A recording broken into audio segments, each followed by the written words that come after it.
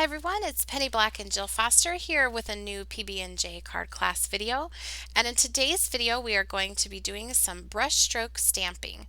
So here is a little peek at the card that we will be creating. I just love this new brushstroke stamp from Penny Black. It's a really great one to work with. And here is a look at that featured stamp. This is 40-823 Purity. And the card that we will be working on is a 4 1/4 by 5 1/2 inch card, a standard A2 size card, if that gives you a good idea of the size of this stamp.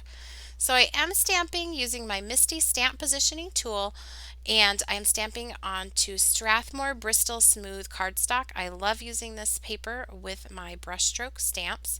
And I am first inking up the stamp using my Distress ink pads. I'm using the mini pads, which make it really easy to get the ink right where I want it. I lightly mist it with water, and then I have a paintbrush and a little cup of water handy. And if there's any areas after I stamp that I did not mist evenly, or they're a little blobby, or they didn't get misted, I can just grab that paintbrush and just sort of smooth out or blend out anything that I stamped. Now I will clean off my stamp and begin working on those flowers. Now you'll notice it looks like I'm making this card upside down. When I first started making this card, I intended it for it to go this direction, but as I continued creating, I found that I liked it better the other way. So this is how it started out, but eventually it will get turned around.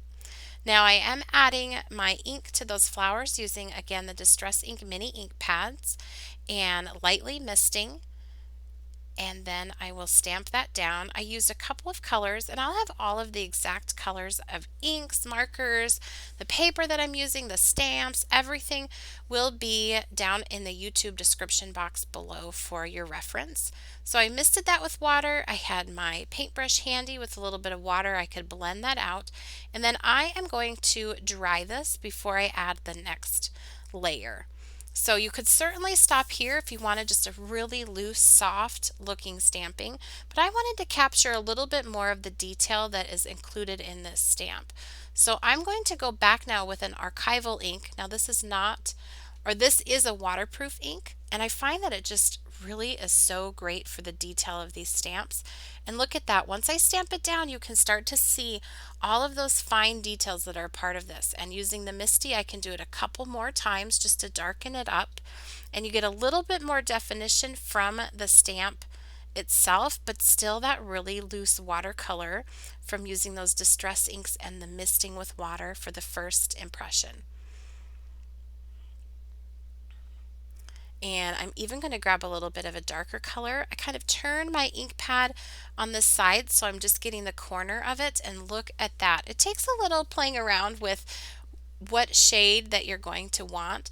I always start light and then go darker if I need to. Now here I've grabbed a Tombow mono marker just to add a little darkness to the center of those flowers, and a little bit of shading here onto the leaves just to darken it up a little bit more. All of these are not steps you'd have to do, but I think they are kind of fun to play around with once you have gotten your main image stamped beautifully using the misting technique. Here I'm just using a Tombow marker to get that stem darkened up.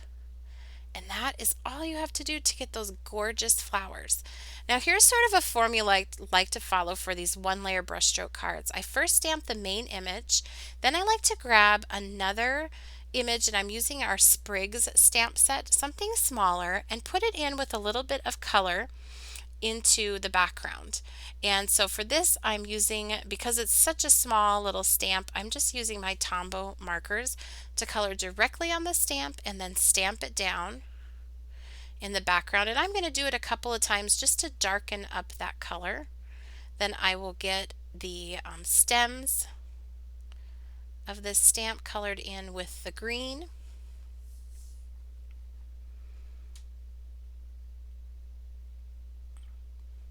And stamp that down. It'll start to look quite a bit more normal once those stems are on there.